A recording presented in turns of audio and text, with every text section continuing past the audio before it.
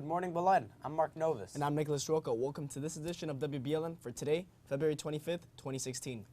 Tonight, Belen will host the third annual Academics Fair, allowing students and parents to speak to teachers and chairperson from every department as they begin to select what courses they will take next year. Marcos de la Hoz has more. The Belen Jesuit Academic Fair is an annual event that gives students an opportunity to talk to department chairs, teachers, and college counselors regarding what electives that they are going to have available to them in the upcoming years. Tonight, the fair will take place right here in the gymnasium. The goal of the academic fair is for every student and parent that attends to be able to come out of it with a wealth of information that will enable the student to make a well-informed decision regarding as to what courses and electives to take next year. Belen offers a wide variety of different electives for its students. The academic fair serves as an informative way to learn about all the different elective classes Belen has to offer. Choosing the right elective class is essential because it could benefit students in their personal interest or future careers. I plan on taking French as an elective because I think it'd be nice to be trilingual and to learn about a different country and the background of different people. For WBLN, I'm Marcos de la Hoz. Congratulations to Javier Jimenez and 8th graders Rafael Quiroz and John Lee for being recognized as outstanding students by the Independent Schools of South Florida, ISSF. Represents a diversity of schools. Some are religious in nature, some non-sectarian, some are elementary schools, others secondary, and some encompass preschool, elementary, and secondary education. The philosophy and objectives of ISSF members are clearly different from those of the public schools, yet differences can also be found among our members' schools. Yesterday, alumnus Raul Mas, class of 1975, spoke to our sophomores and juniors about the educational opportunities at the U.S. service academies. Mr. Mas has focused his time in supporting different military organizations, mostly in helping returning veterans. In 2014, Mr. Mas was selected by the Secretary of the Army, John M. McHugh, to serve as his representative in South Florida, and in December of that year, he was sworn in at the Pentagon as a volunteer civilian aide to the Secretary of the Army, known as CASA. In this 2-year term, Mr. Mas has helped Army soldiers and their families in South Florida and has kept the Secretary informed on local issues.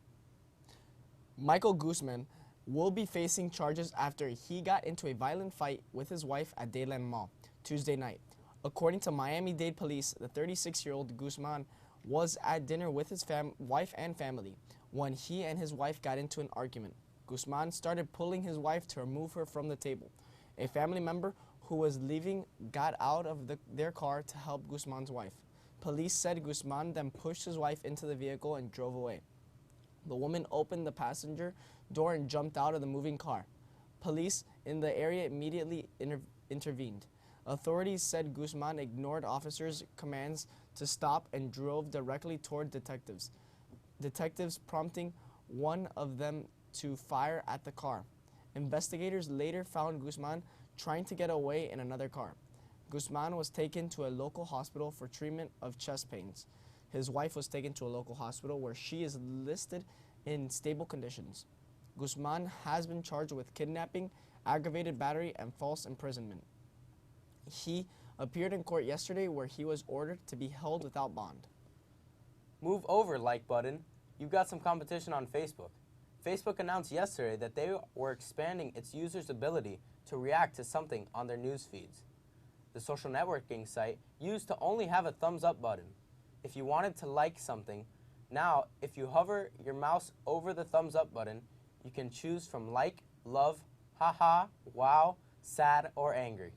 Facebook said it tested the reactions in a few markets last year and received good reviews. The new options are already available worldwide, whether you are at a desk or using your mobile devices. The eldest of the Castro brothers is dead. Cuban state media reports Ramon Castro, the older brother of Fidel and Raul Castro, died on Tuesday in Havana. A 91-year-old Castro did not have the notoriety that his two younger brothers had. He declined an active role in the revolution that led to Fidel and Raul Castro taking power and the rise of communism in Cuba. State media says Ramon Castro's body was cremated. His ashes will reportedly be taken to the family farm in Byron.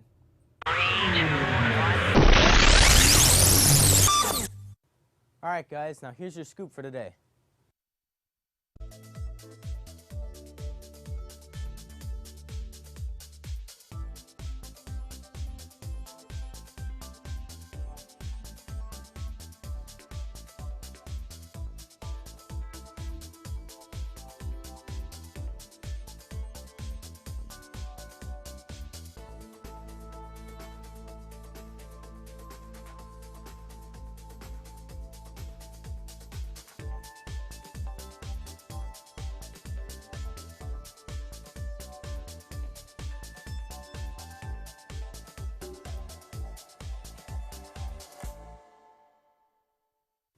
Now stay tuned as we bring you weather and sports right after these messages.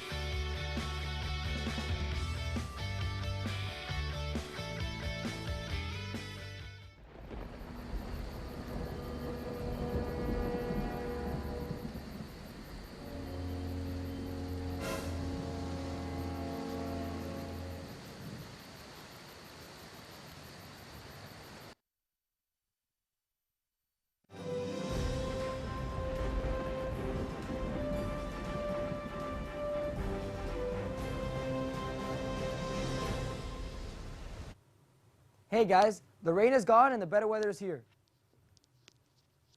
Right now there is some cloud coverage just to the east of us, but still expect a nice weekend with dry and cool weather. Let's look at the highs and lows for today. There should be a high of 83 and a low of 63 with a 70% relative humidity. The wind's coming from the south at 22 miles per hour with isolated thunderstorms and 30% chance of rain. Let's look at the weekend. On Friday, you get a high of 73 and a low of 51 with a 0% chance of rain. On Saturday, a high of 73 and a low of 56 with a 0% chance of rain. And on Sunday, a high of 75 and a low of 63 with a 0% chance of rain. Now on to sports with Nano Guerrero.